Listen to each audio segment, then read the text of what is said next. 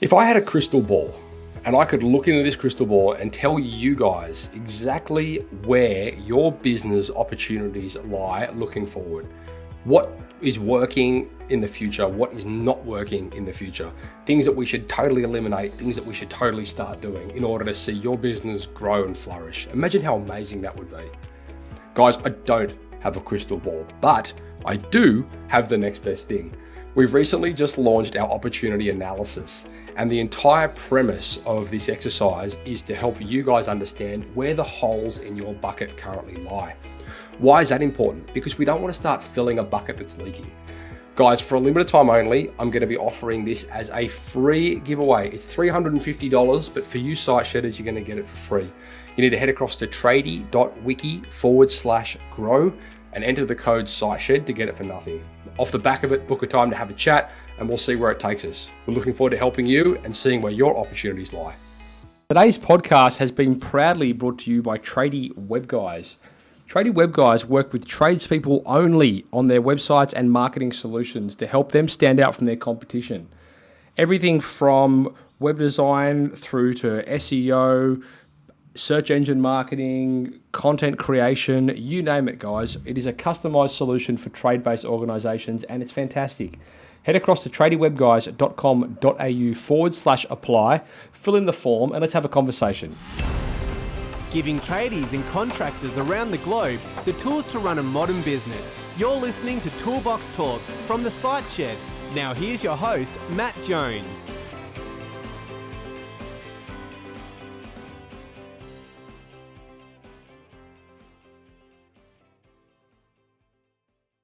Jason Spaull, welcome back to the Site Shed podcast. Thanks, Matt. Thank you. This is going to be your third appearance. Hat-trick, yes. The hat-trick, you've done it. Yes, I've done it. You've made it. Stick that up on your LinkedIn. Yes, I will, mate. 3-time guest on the world's biggest trade-based podcast. Mate, it's good to have you back. It's always a fun conversation when you're here, and there's always I know you're a absolute student, so it's always good to hear what sort of lessons you've picked up along the way. And I suppose this conversation was spurred out of a conversation we were having via text message just in relation to how you've somehow magically been able to improve your conversion rate from an already screaming high 63% to 94% in a relatively short period of time. And I'm sure there's no one listening or watching this that would have any interest in improving their sales conversions. But for those 2 or 3 of you that are, then take notes. Yeah. Funny thing about sales conversion is the phone only rings because we made it ring. Right. And we should make the most of it when we get the opportunity to be in front of people. Yeah, I'm looking forward to jumping into this because I know there's a few things to unpack here. And one of the common things I see is typically most businesses don't necessarily have a lead problem. They've got a conversion problem, one that can always be improved. And so I think it'll be good to understand how you, like what that journey looks like from lead right through to conversion or customer, and then also on qualification, of course. And then talking a little bit to the frameworks that you use in order to measure it, like tracking these numbers. And because I think a lot of people don't, if you don't measure it, you can't, what's the term? It's you can't improve it, you don't measure or something like that anyway. But there's a big thing, like a lot of people don't really know. And in truth, it's something that this is one area that I've been improving lately, trying to get the numbers defined for these things, and not even so much the specific percentage numbers with conversions, but certainly like we have this scorecard system in the business now, and we're always tracking. Everyone is responsible for a number in the business, and those numbers could be anything from a customer satisfaction survey number right through to a lead generation or top of funnel, all that kind of thing. So it's been like 10 years in progress, and it's funny, the last 3 weeks. Well, at the end of this week, we would have hired 3 new staff members in the space of 2 weeks.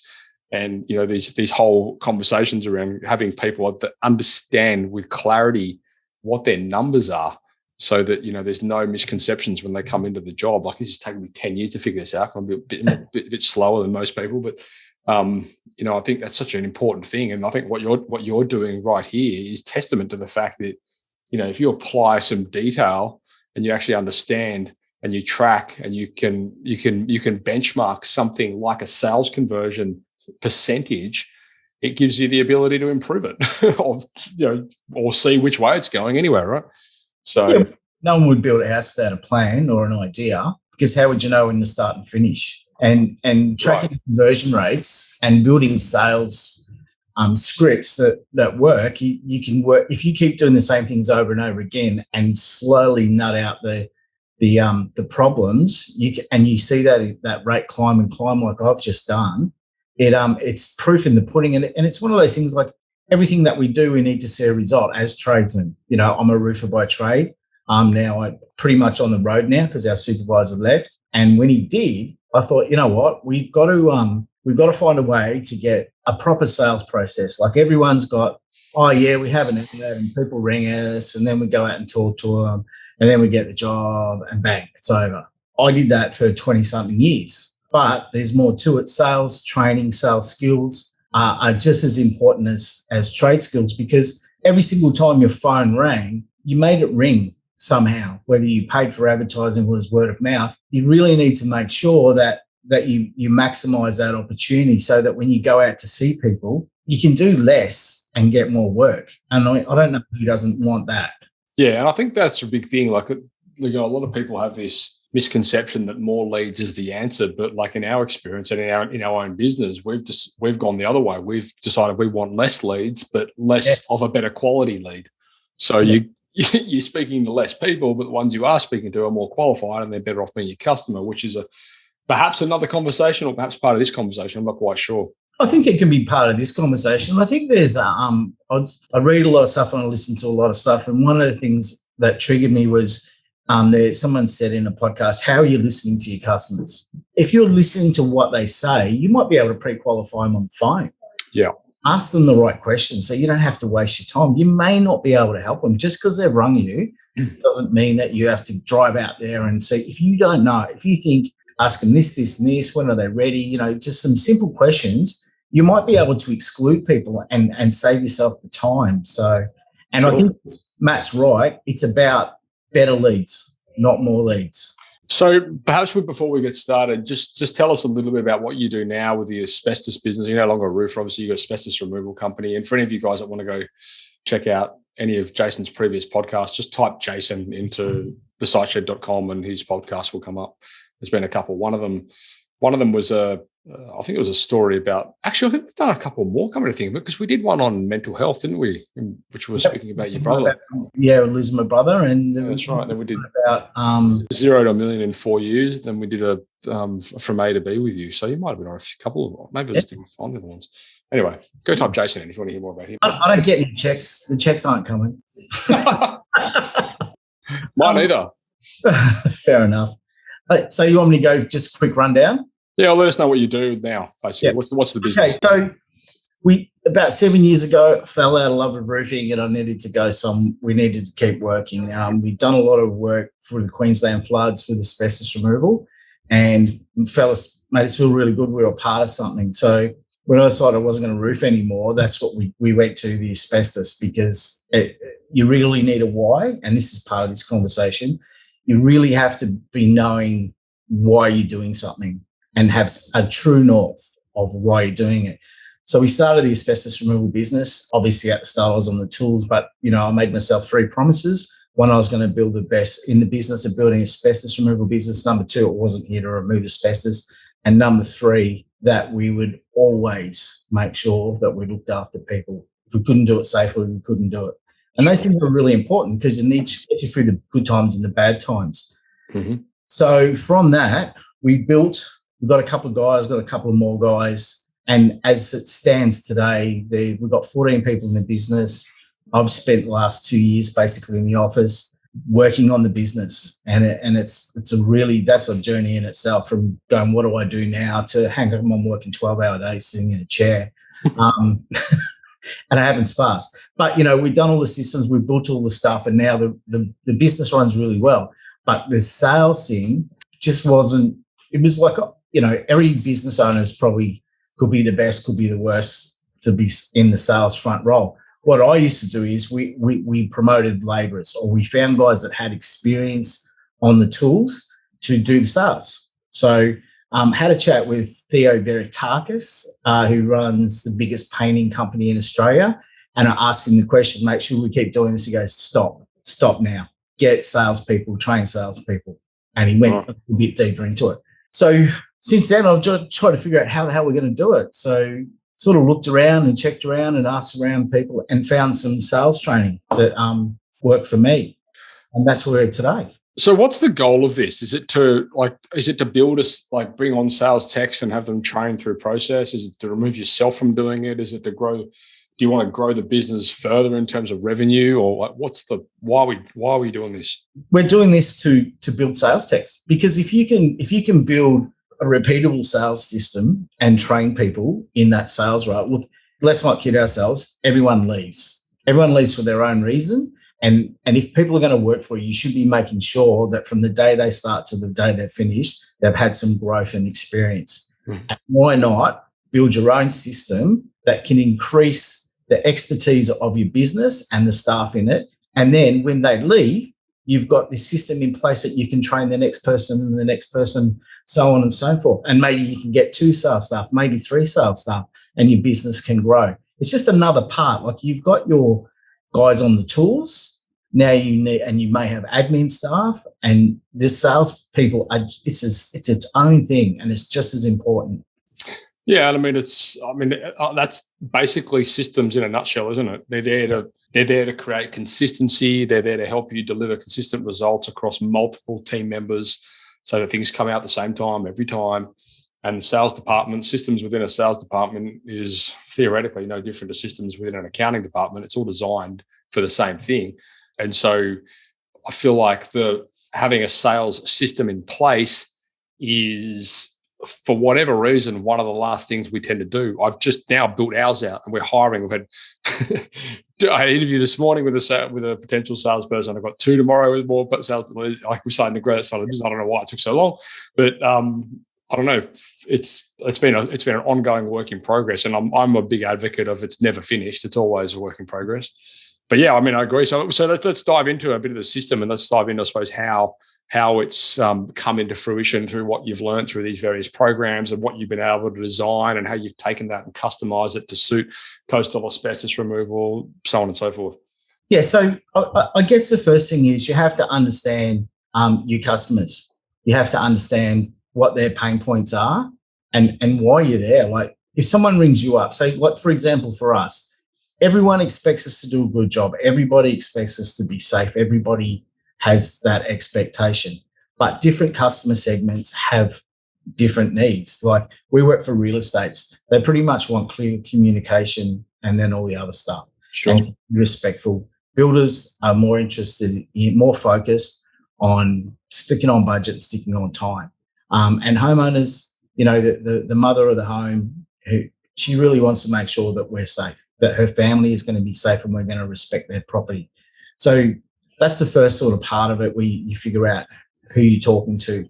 A part of the training is about disc profiling. Everyone's heard it thrown around a fair bit, but what that training does is it gives you some quick cues to figure out what sort of personality type you're talking to, because a lot of people sell the way they like to sell or like to be sold to.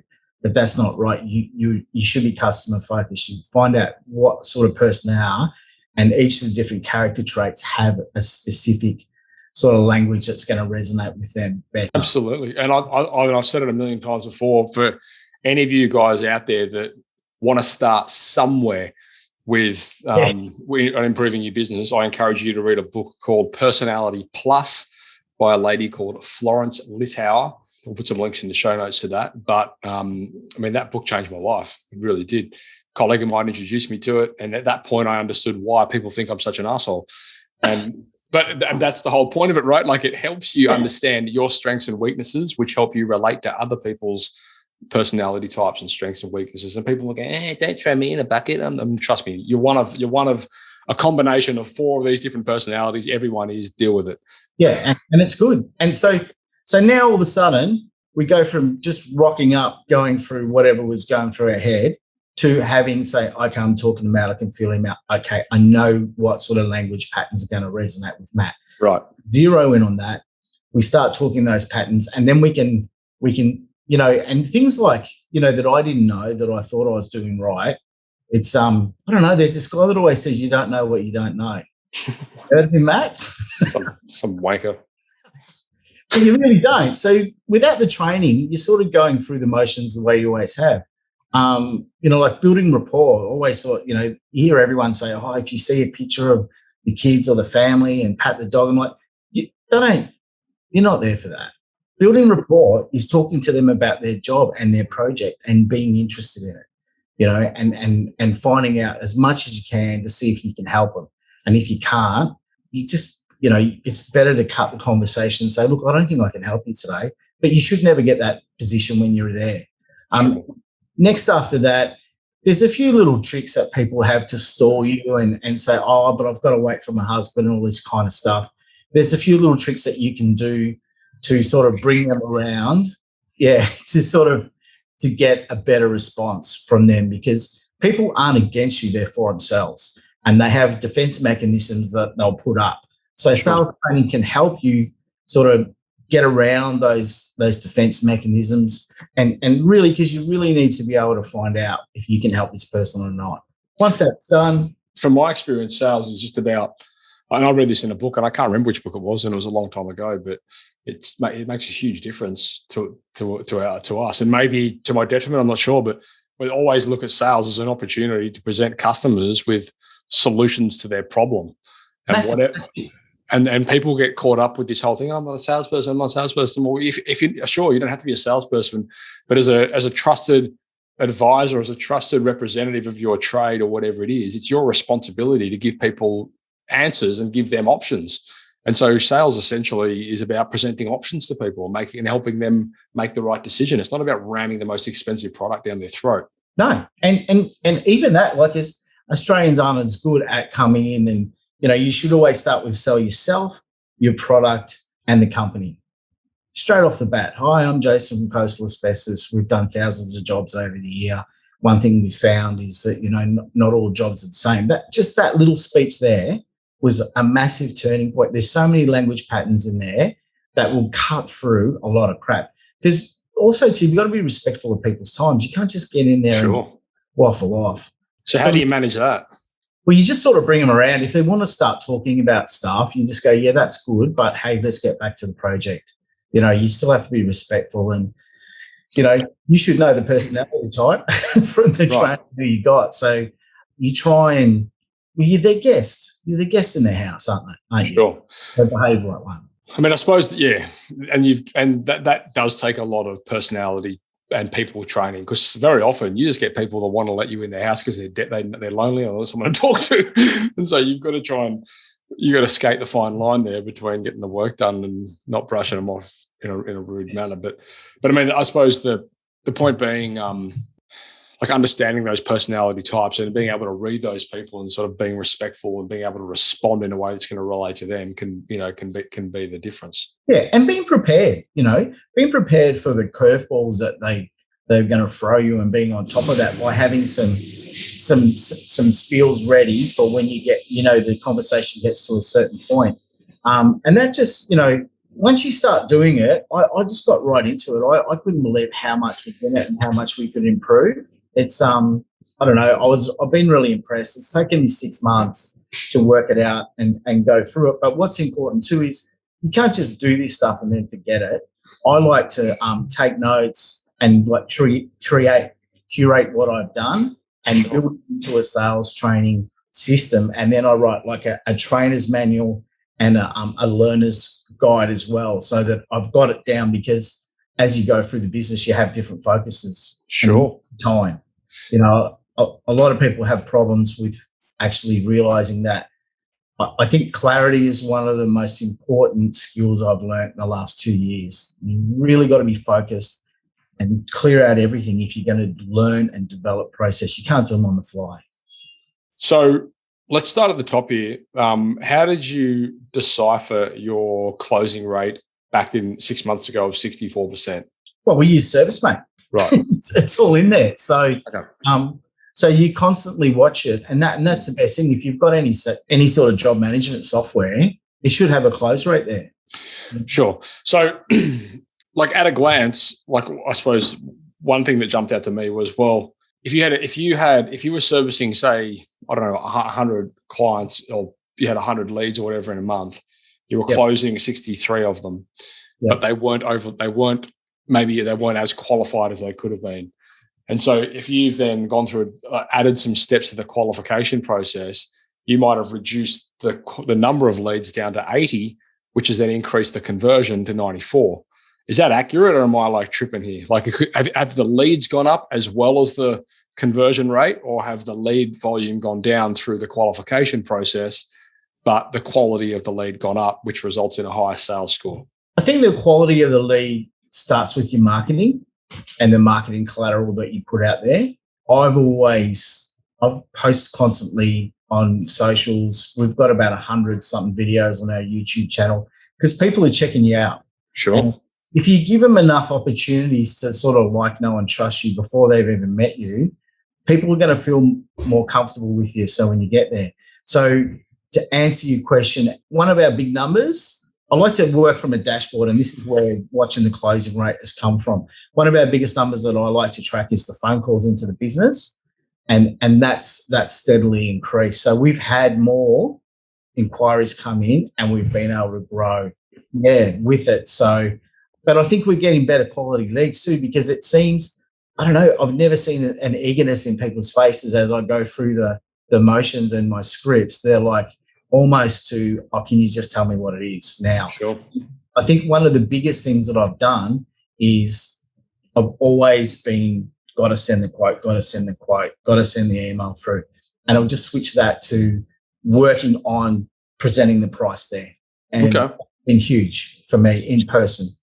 So instead of sending it to them, just go through it with them, and then what did you just? You must have some sort of agreement, do you, that you sign off on, or? Yeah. So this is basically what I'll be doing. I'll ask all the questions. When you're looking at doing it, what do you think it's going to cost? And then I'll say, right, and I do my measurements and calculations right there. It's only small jobs, and it's asbestos removal, so I don't have to order quantities or anything like that. So it is simple, but I think it can be applied to most. You could at least give a good sort of range if you're on the spot, and then I'll just say this is what it's going to cost you, and I'll send the quote later, and I say to people, just ring the office now, and they'll book you in, and then I come back and 4 or 5 jobs have been booked in, and I haven't even sent the quote off. Because on the spot, while you're there, or you've got them in front of you and you've just gone through your sales process to make them understand that you can deliver what they want, you're the guy they've been looking for, time, place, price, why would you walk away? I mean, I did it for 20 years. So one of the things that we've recently implemented into the business is we've totally got rid of proposals, because essentially when we speak with custom or potential customers, we are giving them a proposal over the meeting. Like I'd be speaking to you right now and I'll be telling you exactly what's happening, and I'll be saying, right, is this what, do you want to go ahead? Yes, no, maybe. And then if they say yes, I'll say, great. Well, what's going to happen is you're just going to get a statement of work, which is going to recap on what we've discussed. It's going to give you the option to put a deposit down, and then we're off and racing. Yeah. And like for so many years, I struggled with this whole process around giving them a quote in face-to-face, which was the phone call, and then giving them another quote. And then, people are busy. Like they don't have time for all this stuff. There's so many like speed bumps and obstacles they've got to try and overcome in order to, do these things where you just make it easy for them. Like they want to go ahead. They've told you, bang, here we go, off and racing, sorted. They've committed their time. Yeah. They've carved out a part of their day to talk to you. Just honor it. If you can give an answer right there, do it. It's been the biggest change for us. So what else have you done in the space, and what's the process around better improving the quality of the lead, like the qualification process? So what we've done is all of our marketing is educational.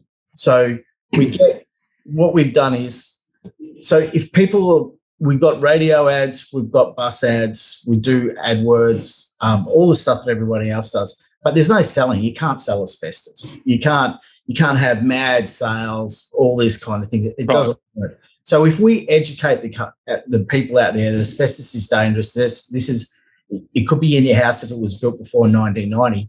what we're doing is we're sometimes getting to people before they know they have a problem, and we become the trusted advisor. So we take them on the journey of where they may have asbestos, and then we show them where it might be, and then we have some videos on how we remove it. And then by the time they get to make that phone call, they're pretty much in. They're pretty much qualified themselves, because I honestly believe we only work for smart people, because people who are smart enough to be concerned about asbestos and know that it has to be removed by the best company on the Gold Coast is exactly who our target market is. So we speak to that target market again and again and again and again. So we don't talk about price. We just talk about quality, value, features, benefits over and over again. That's our strategy. For anyone that's been listening to this podcast for a while, you would have heard me bang on about this for years, but there is just so much merit and so much opportunity for you guys out there as tradespeople to be creating useful, relevant content that positions you as an expert, which builds trust and rapport with potential existing customers, strategic partners, whatever it might be. The problem is just people won't do it. Like I did an episode back in 316, which was only a few episodes ago, with Taylor Lukic, actually a couple of episodes, 315, 316. And he's just started doing that. He just started building out his YouTube channel. He's getting great feedback from his landscape gardener. He's getting really, really good feedback from it, because none of his competitors are doing it. And people this is one thing I keep saying to people, like it or not, you are in the information space. You are in the education space. Like, sure, you're a plumber, sure, you're a builder, sure, you're a sparky, but you are in the education space. People are coming to you in the information age for information. So freaking give it to them. Yeah. Like, especially for you guys out there that have these long sales cycles. Like you take builders, for example, that do home renovations. Like the amount of times these guys just send a quote out and then don't speak to them for 3 years until perhaps the customer calls them back when they're actually ready to proceed with that project. Like it's 99.99% of them do that. Like if you can be proactive and engage that customer and educate them throughout that 3-year period with, the odd video or the odd blog or whatever it might be, how to, case study, project gallery, whatever it could be, like that's a huge thing. It's a massive thing. It's a massive differentiator between you and your competitors. It's huge. And we have an email nurturing program too. And you would be surprised. It only goes out once a month. I think I'm going to double down on it, because we get about 1 or 2 jobs a month from that. Right. That people have seen our email pop up and gone, oh yeah. Because honestly, I was talking to one of my colleagues is in a marketing group with us. We were all we all thought email was dead, but I don't think it's dead. It's definitely not dead. Once you start doing it and watching it and measuring and see what comes through. Look, you've already done the quote. You've already been out to see the person. You've probably tried to ring them and follow up. And for whatever reason, they're not ready. But you know what? We got a couple of thousand people on our subscriber list that get our email every month. And for some reason, they haven't unsubscribed. And It must be because they're keeping us front of mind. And I'm happy to be front of mind for them.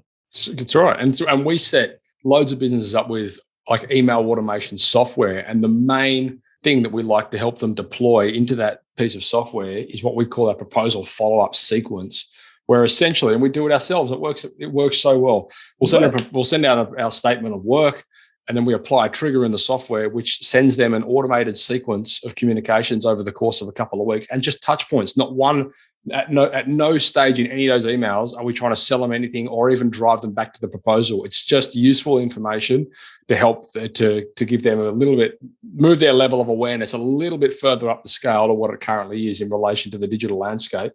And they freaking love it. And it's automated. And so many emails I get back saying, oh, that was great. Thanks so much. And I was like, what are they talking about? And I scroll down, I'm like, oh, they're part of the automation. That's number 7. Oh, yeah, I forgot about that one. Yeah. And that's the thing, because we hear it. Like people, for some reason, they've picked us out of the web. I don't know where you are. Every market, before I started this business, I didn't think there was many asbestos guys. There's heaps of them. It's just like every other trade-based business. Like heaps and heaps and heaps. The job is to stand out from the noise. The job is to present yourself as an expert, because you can buy into all the negativity that people say about tradesmen, or you can be the guy who puts his hand up and say, guess what? I'm different. I'm here. I'm the guy you've been looking for. I'm the guy you've been telling everybody. Why can't we just find someone like that? And all you need is this. Yeah, exactly. I'm pretty sure most people know what that is. Maybe not if they're listening. He's holding a phone up if you're listening. But yeah, I know it's true, and you don't need to overcomplicate that process. You just need to get started, and that's the biggest thing. Like the first one the first one you ever do is always going to be the worst. That's shockers. But the point being, it's not a matter of whether you want to do it. You've got to make the realization, and you've got to accept the mindset that it's just got to be done. And if you want the result, you've got to do the thing, And so you just got to suck it up and get it done. And the first couple are uncomfortable because you've never done that. You're a plumber, you're a builder, you're a sparker, you're a landscaper, whatever. You're used to digging holes and throwing up, roofs and that kind of stuff. But like, that's fine. But if you want to stand out from people, you got to do something different. And you guys are in a really good opportunity to do that through education. And that education process can be a bit of a slow burn sometimes, but if it's consistent and if it's following a bit of a strategy, and if you're answering problems that you're always encountering, and typically speaking, like most of you guys are getting the same 5 questions every single time from every single customer. Like it's easy stuff for you to address in video or whatever. And the irony is you could sit there and you can answer that question to the customer until you're blue in the face. And if I hold a little device up in front of you and ask you to do the same thing, you clam up and turn into a little kid. Like there's the only difference in doing it in video is you can fucking delete it if you screw it up. So like I just encourage you guys to start, because it might be a little bit uncomfortable, but you will get more confident with it over time. And you make answering that question infinitely scalable. And when you do that, you can address the problems before they come to you. And that is the big thing, because like what we're talking about here is, well, how can we qualify these customers to improve a conversion rate, right? Well, if you can answer their questions before they come to you with the questions, then you're going to have a higher conversion. That's a no-brainer. So having these things available where you can send it out an email, or they can read it on your website, or watch it on your website, or they can, watch it on YouTube or on Facebook or whatever it is, it doesn't matter. The point being, like if you can address some of their problems and you can address some of the issues that they're having before they actually come to you with that conversation, then when they do come to you for the conversation, they're coming to you at a further down the sales cycle. They're more ready to buy than they were before they knew those things. But you've got to get it done. And the best part of it is you have to be you, because you can't have these, like we've all seen these slick videos that people pay thousands and thousands and thousands for, and they have themselves. It's all very stylized and very Hollywood. Like this podcast, you mean? Yeah. and then you turn up like Donald Duck to do a quote, and they go, well, where's the guy that was on the video? I'm not even wearing pants. You can't see it, thank God. No. But so you don't have to put on a facade. You don't have to, like, heaps of my videos, I'm stumbling my words. I'm like, because that's who I am. So why, I'm probably too lazy to edit out, to be honest. But anyway.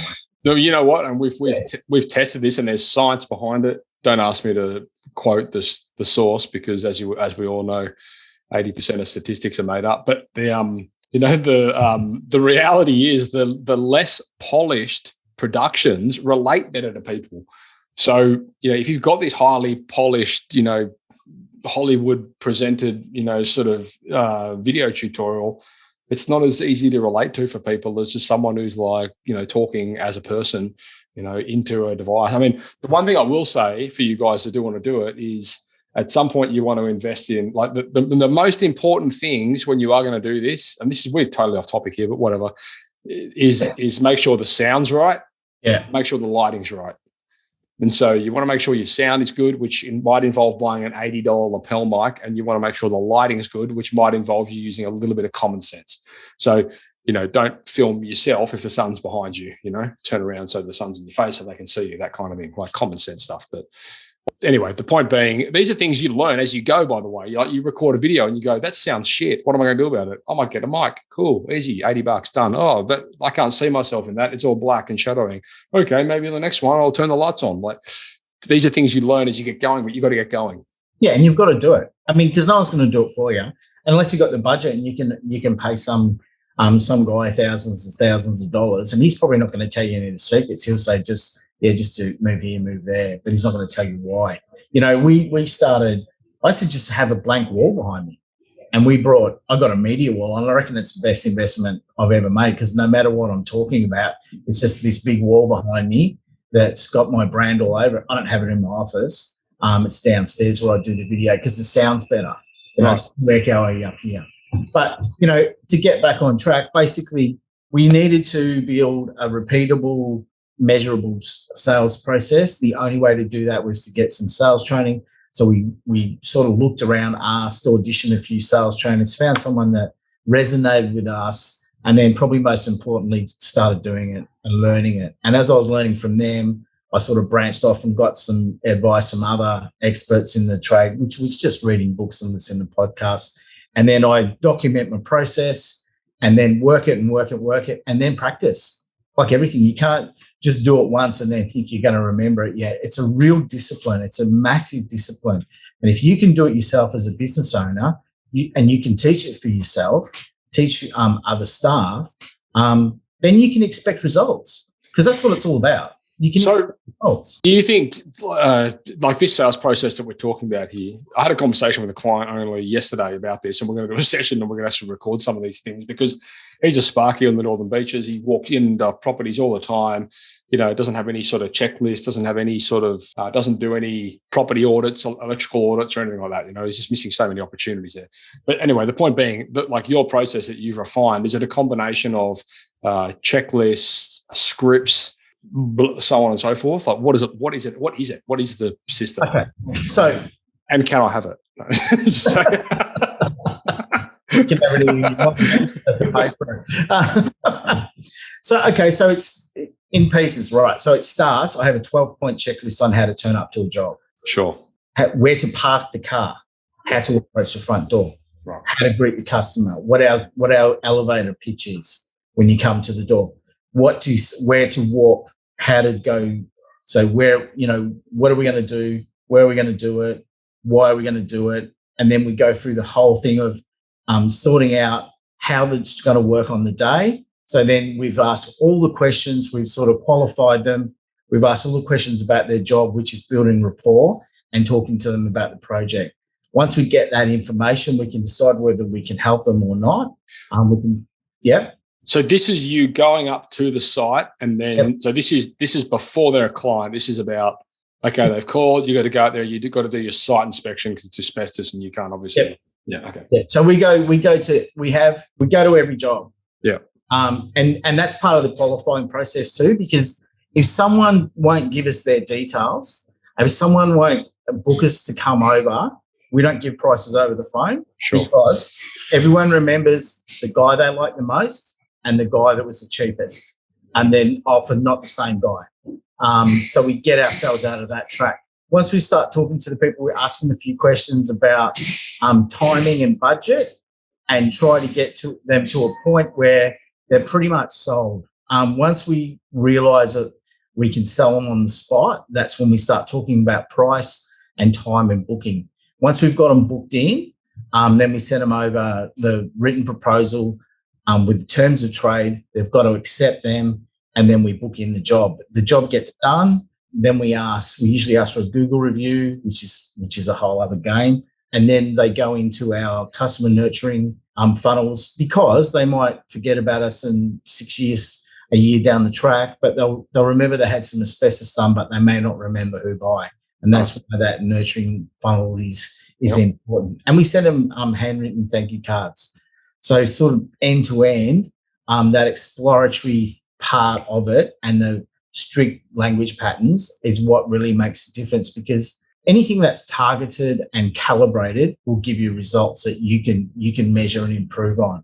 Sure. Just shooting from the hip, talking about whatever every time doesn't get you anywhere. And it's a real discipline to learn it and believe it. And it's a leap of faith, because you feel like an idiot, you feel like a salesperson. But the thing about sales is it is actually you're trying to find out what is the best result for this person and what you can deliver. And what we've been able to develop, and this is something I really struggled with a long time, was how to give them 2 or 3 offers, like a base price and then value add a couple of things. So we're at 2 now. I don't know how I'm going to get to the 3rd one, because people do like a range. They do like an opportunity to have something better than the standard thing. And that's been a massive thing for us too. It's been a real breakthrough. So I can be there just selling a standard job, and I can increase the price of it by 30% by just offering an option and go through the products, the benefits of it, and how it's going to make the job better and safer for them. Sure. I mean, so 94% is an insane conversion rate on sales. And so, I mean, and I know because I'm going through this right now within my business, like we've basically, we've got the sales outreach, we've got our closers, and the job of the sales outreach person is to make sure that, the closer is getting leads that he can close. And so the job is to sort of filter people and point them in the right direction of resources or products or solutions or other people or whatever it might be, that isn't going to take the time of the actual salesperson. It's just going to steer them in the right direction of other things, which is, fine. But even understanding that, I've worked in trade businesses before, and a lot of you guys out there will resonate with this, where you've got, like, say, plumbing companies, residential maintenance plumbing companies or electrical companies or whatever, and they've got their sales people, and they basically send those people to the jobs to sell the job, and then the other techs come in and they do the work. Yeah, like it or not, I mean, that people do that for a reason, and typically that reason is because that person has a bit of a process they follow, and that process seems to work quite well. And whether they know it or not, like a lot of people that have been doing it a long time, they have a process. They just might not have it documented. I suppose the advantage of having it documented, like Jason says, is it makes that person redundant. So if they're off sick or they're on holidays or whatever, someone can kind of step in and learn those ropes. And that should be the mentality and the mindset that we all have with business and all parts of the business. How do we make this certain role or position completely redundant of the person doing it in the instance that they leave or get fired or move on or, whatever. Yeah, I mean, the best part of this business is everyone that works in their specific roles, they do it better than I can. There's no use having all the skill and all the college. You're better off, for me as a business owner, you should be directing traffic.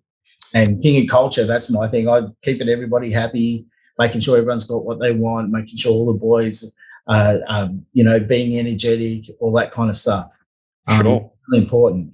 So where do you recommend people start on this journey, Jace? Like, what's the definitive go-to point to get the ball moving? I think you really, I know this is boring, but you really got to sit down and have a real conversation with your thought. Why am I doing this? What am I all about? What are we about? Am I actually doing what I want to do, or am I just following them because I'm a third generation, whatever, blah, blah, blah. If you're a carpenter and you think you're building houses, you've got it all wrong. You're helping people achieve their dreams of shelter, investment, security, you know what I mean? You got to start getting on that thing. That Simon Sinek, Start With Your Why, is a great place. I think you really got to change your mindset and understand that you're doing your best work because that's what you need to do. It has to come from within. Once you get that right, then you're selling with integrity, you're building with integrity, you're running your business with integrity because you're at the right guy at the right time, the right place. Once you get all that sorted out, because we all know you're good tradesmen, we all know you can give amazing results, but then you've got to get your business structure right. So, and your marketing as well, because if people start looking around and seeing your Facebook page with all the guys out in Surface Paradise having trolley races, and that's your business page, that's probably not the right image. So depends if you're in the trolley racing business or not, I guess. Oh, depends if you're losing or winning, I guess. But, project that image. Say scream it out to, this is who I am. This is what we do. And people will be drawn to you. Like, I really do think that people can pick up on your intentions. They know people have got really good bullshit filters. They know if you're just trying to put her over and say, I don't know, get a bit zen, get centered, be yourself, be yourself. Once you do that, I really like having a dashboard for the business. So like when people say, oh, do you know your numbers? It's not about, I make this much a year. If that's all you know nothing.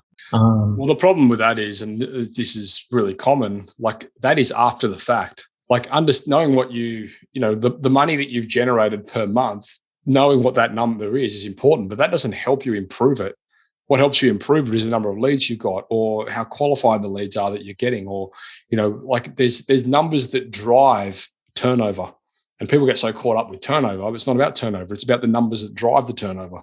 Yeah. So one of our things is a big number for me is the phone calls into the business. Okay. I know if we get this many, if the phone rings this many times, that we'll get this many appointments out of them, and this many appointments will turn into this many jobs, and our average price per job is this, and our profits is this. So I know if someone says, I love that number, how many phone calls? Because if someone says we had 200 phone calls this month or 300 phone calls this month, I pretty much know how much money you're going to make.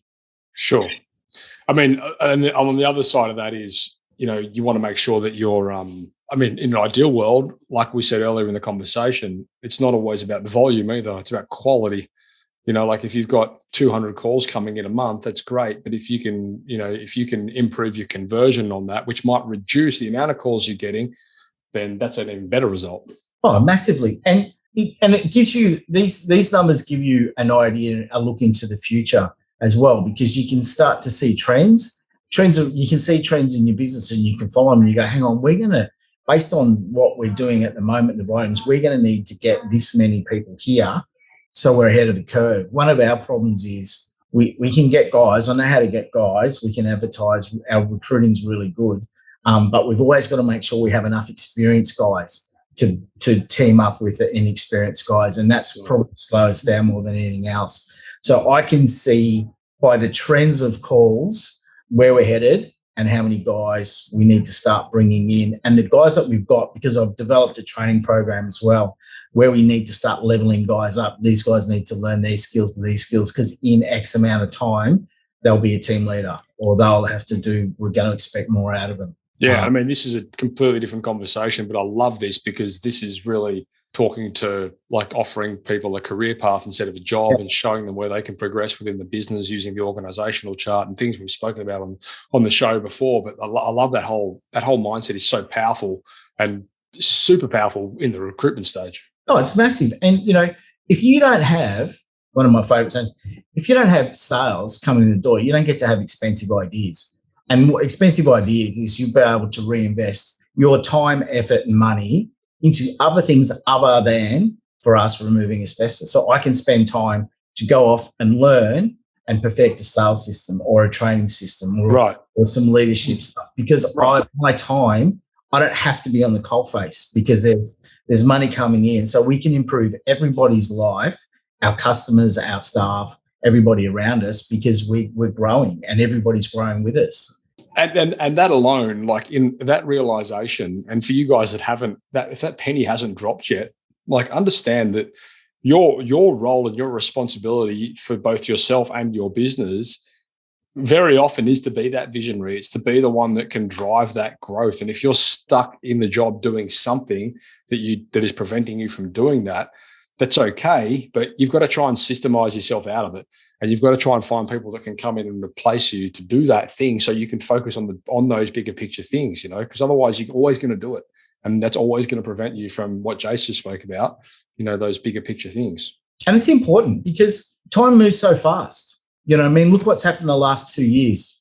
So many people, everything that people relied on that just rolled along and said, oh, we'll be okay, just got torn apart, thrown on the ground, smashed to pieces, and everybody had to reevaluate or change. And it's really good. I think a lot of people are probably going to come out of it refreshed and didn't understand how creative or resilient they are because I see a lot of people just going through the motions. And that's where I was with roofing.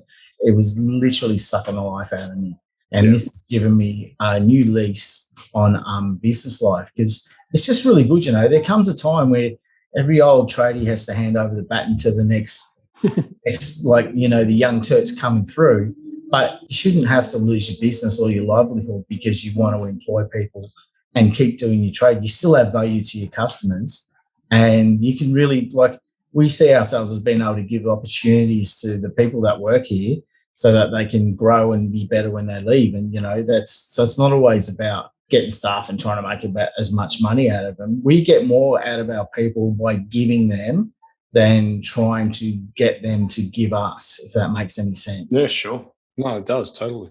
Yeah, and you need the sales system because like Matt said, if the phone only rings 20 times, that's cool. But Jesus, you don't want to get 3 jobs out of every 20, do you? If you can increase your odds of getting more and more jobs just by a little bit of discipline, a little bit of knowledge and understanding, it's better. It's just better. There's no reason why you wouldn't do it.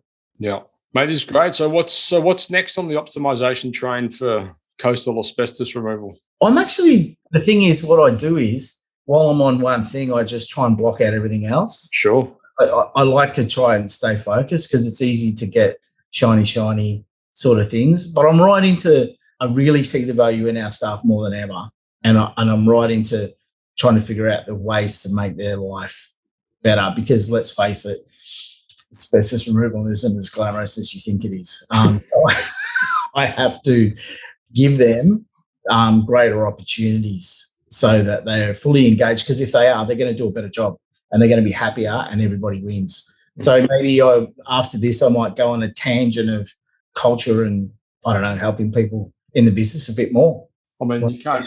I mean, that alone is a bit of an ongoing work in progress, isn't it? It's never a destination. It's never a destination, but I think if you always do what you always do, you're always going to get what you always get. Of course. And it's like, I don't have to tell anybody it's hard to get staff and it's hard to keep staff, but this conversion rate with sales is the same as with employees. You know, your retention rate is important. If you've got a really low retention rate, you're doing something wrong. I think last month or just recently, 2 million people in America quit their jobs. Really? Because of bad bosses. They had a gutful of where they were working. And it's so much, you put so much effort into training people to turn and burn them, like we all do with customers, you know, that churn, Matt, you're always talking about. Totally. So counterproductive. So maybe that's it. Maybe that'll be the next episode, mate. Give me 12 months. Yeah. Well, I mean, look, it's the thing, right? Like that's the ongoing, that's the dream, like having a business which has a great culture, which people want to stay and be part of, you know. That's something that I think a lot of us learn too late into the journey, you know. So it's a big focus for me at the moment, making that culture the best it can be. It's good. I mean, and it's good. But it can be better, you know, like always be better, you know. Exactly. Overboard. I mean, we don't have slides and ping pong tables like Google, but you know, we've got guys that have been with us. So I registered the business name 7 years ago. We've got a guy that's been with us for 4 years, another guy 5, and that's his brother. So he got his brother in here, 2 years, 12 months, 2 years, and a couple of boys for the last couple of months. So that I'm pretty proud of that. I think we've been able to people train them, retain them, and engage them. Sure. Yeah, that's great. Good on you.